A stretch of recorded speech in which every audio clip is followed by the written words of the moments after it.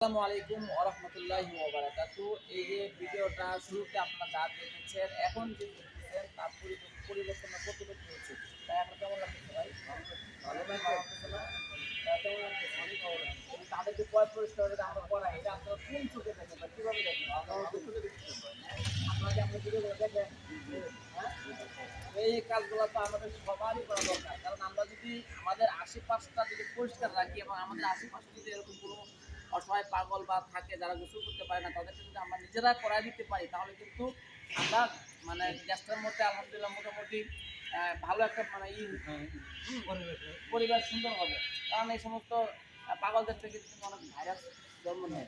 তা আমাদের ছেলেমেয়েরা আছে, বাচ্চারা আছে, তারাও কিন্তু এটা একসময় আক্রান্ত হয়। তো এই জন্য এই সমস্ত পাগলদেরকে যদি আমরা পরিবেশন করে তাদেরকে সুস্থ রাখতে পারি, তাহলে কিন্তু পরিবেশটা সুন্দর থাকবে, ভালো থাকবে। তো এটা কিন্তু শুধু আমার একা দায়িত্ব না, এটা আপনারও দায়িত্ব।